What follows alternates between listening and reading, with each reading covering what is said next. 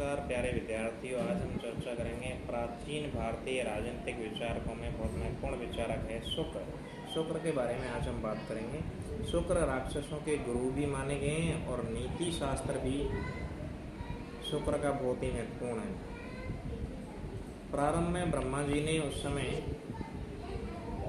फैली अराजकता का अंत करने के लिए समाज व्यवस्था पुनः स्थापित करने के बाद 1,00,000 श्लोकों का एक विशाल ग्रंथ लिखा था। इसको क्रम से शिव, विशालाक्ष, इंद्र, बृहस्पति और शुक्र ने इस ग्रंथ का संक्षेपीकरण किया है। हो सकता है इंद्र, बृहस्पति, शुक्र कोई व्यक्ति नहीं हो, कोई संप्रदाय हो अथवा कोई चिंतन परंपरा हो, लेकिन शुक्र बहुत महत्वपूर्ण ही राजनीतिक विचारक है। राजनीति विज्ञान में प्राचीन भारतीय विचारकों में शुक्र नीति में आग्नेय शस्त्रों की चर्चा की गई है, जो कि प्राचीन समय में प्रचलित थे। प्रधान इसे चतुर्थ शताब्दी की रचना मानते हैं। UN घोषाल हिंदू राजनीतिक चिंतन का अंतिम महान ग्रंथ शुक्र नीति सार को मानते हैं। इसकी रचना 12वीं शताब्दी के बाद मानते हैं। यानी शुक्र नीति सार की रचना कब हुई, इसको लेके विद्वानों में असमंजस है कि 12वीं सदी में हुई या फिर 16वीं सदी में हुई या फिर 4वीं सदी में हुई। इसको लेके विद्वानों में मतभेद है। लेकिन 100 रत्ती के चांदी के सिक्कों का वर्णन शुक्र नीति सार में मिलता है। इसका तात्पर्य है कि ये रचना लगभग 13वीं-14वीं शताब्दी की हो सकती है।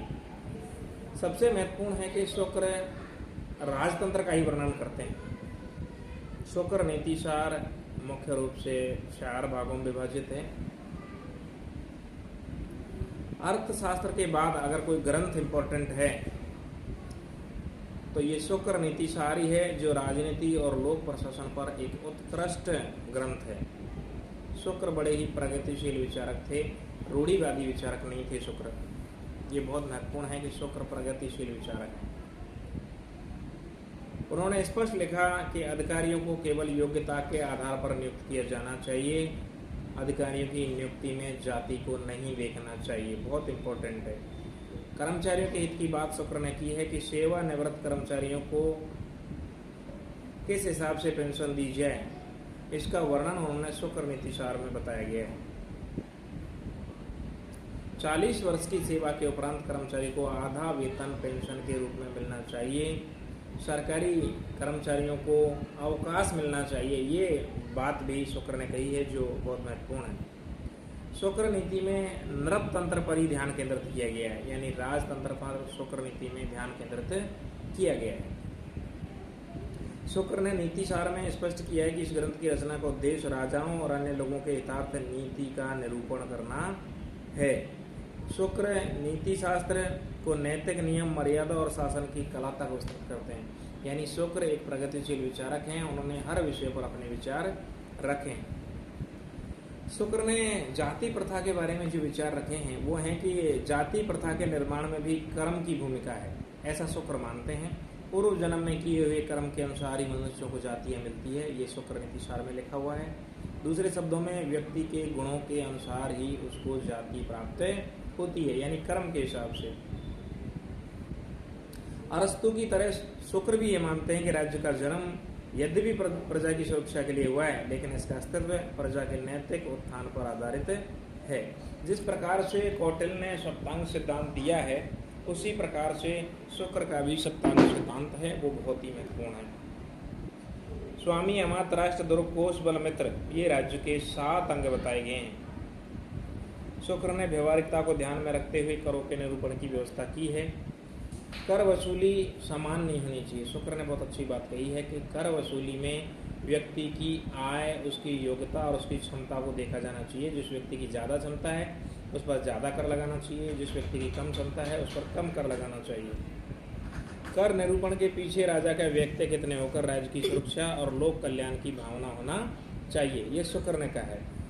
शुक्र वस्तुतः लोक कल्याणकारी, यानी शुक्र वेलफेयर स्टेट की बात करते हैं। ये बहुत इम्पोर्टेंट है। आज के समय में जो लोक कल्याणकारी राज्य है, इसकी बात 12वीं 14वीं सदी के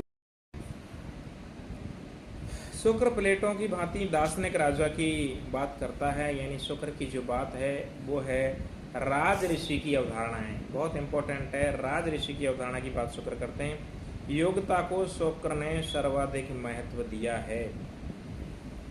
मंत्रिमंडल के विषय में भी मंत्रिपरिषद के विषय में भी शुक्र ने विचार रखे हैं। उनका कहना है कि मंत्रिपरिषद ना तो छोटा होना चाहिए और ना ही बड़ा होना चाहिए। मंत्रिपरिषद में 10 मंत्रियों की संख्या को शुक्र उचित मानते हैं। 10 मंत्री कौन कौन से होने चाहिए ये विद्यार्थियों को जानना चाहिए। पुरोहित, प्रतिनिधि, प्रधान सचिव, मंत्री, मुख्य न्यायाधीश, पंडित, सुमंत, अमात्य और दूत, ये ही 10 मंत्री होने चाहिए।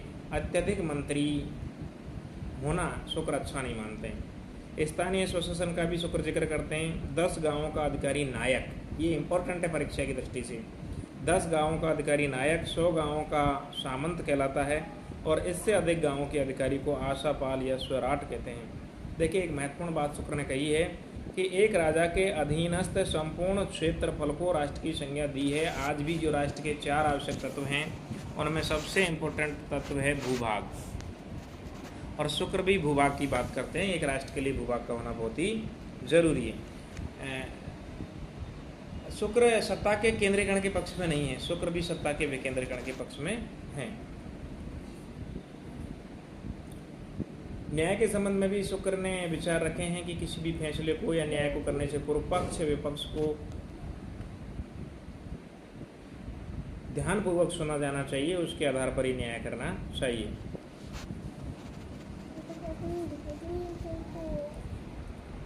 ये बात शुक्र करते हैं। जिस क्रिया से बलवान राजा बलवान शत्रु को अपना मित्र बना लेता है वह संधि है। शत्रु को अपने अधीन कर लेना ही विग्रह है। अपनी विजय और शत्रु के नाश के लिए किए गए कार्य ज्ञान है। जिस स्थान पर बैठने से अपनी सुरक्षा और शत्रु का नाश होता हो वह आसन है। दुर्लभ होते हुए भी मित्रों की सहायता से राजा सुरक्षित रहे वही संश्रय है। शत्रु और मित्र दोनों स्थानों पर अपनी सेना की नियुक्ति को द्विवेदी भाव के नाम से जाना जाता है। ये